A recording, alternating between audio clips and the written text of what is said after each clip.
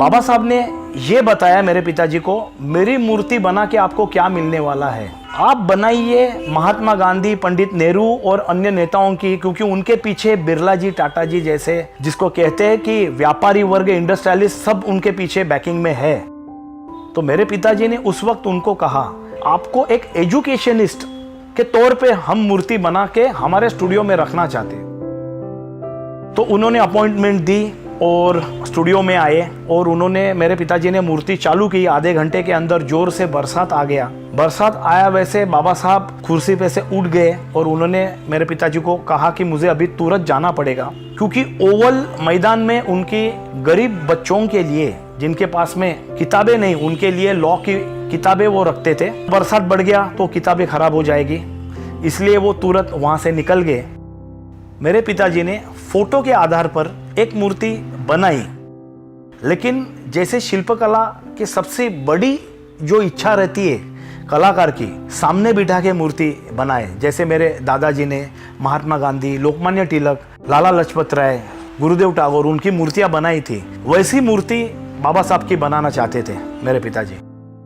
और मैं तीसरे पीढ़ी का शिल्पकार हूँ। मैं राष्ट्रीय नेताओं के और प्रतिष्ठित व्यक्तियों की मूर्तियां बनाता हूं, लेकिन सबसे ज़्यादा डॉक्टर बाबा साहब आम्बेडकर की मूर्तियां मैं बना चुका हूं। मेरे पिताजी ब्रह्मेश विनायकराव वाघ, और उन्होंने बाबा साहब की सबसे पहली मूर्ति जो आप देख रहे हो मंत्रालय के बाजू में, कुपरेज में, वहां उसकी स्थापना की है। उसके बाद में पार्लियामेंट की भी मूर्ति मेरे पिताजी ने बनाई है। बाबा साहब का जहां जहां जाना हुआ शिक्षा के लिए, जैसे London School of Economics, Columbia University, वहाँ भी उस जवानी की मैंने मूर्ति बनाई है, वहाँ स्थापित कर दी है।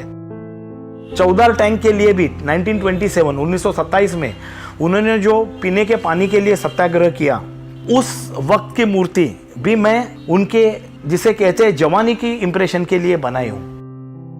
उनके आशीर्वाद से आज तक हम, अंतरराष्ट्रीय कीर्ति मुझे मिली है, अलग अलग अवार्ड्स भी मिले हैं। अभी 1959 से जो कार्य चालू था, आज 2017 तक 1000 स्मारक शिल्प हमारे स्टूडियो से बन चुके हैं। ऐसी जगह मूर्तियां लग चुकी है जहां रोड भी नहीं हो, पालखी में डाल के भी आदमी लेके गए। 40 साल पहले जो मूर्ति बनी थी, मेरे पिताजी ये भी कहते थे, जो ऑर्डर देने आते थे गांव से, उनके पाँव में चप्पल भी नहीं रहती, लेकिन उनकी भावना इतनी बड़ी रहती कि हमारे गांव में बाबा साहब की मूर्ति जरूरी है।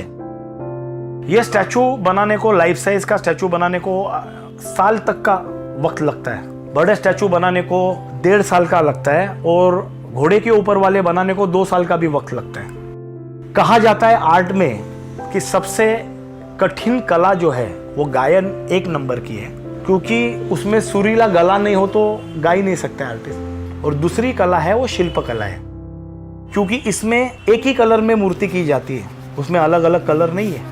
मार्बल की एक कलर में रहती है, पंचधातु की एक कलर में रहती है, तो एक कलर में पूरा इंप्रेशन व्यक्ति का लाना सिर्फ डायमेंशन से, ये कठिन काम है। ऐसे ये कला का इतिहास है।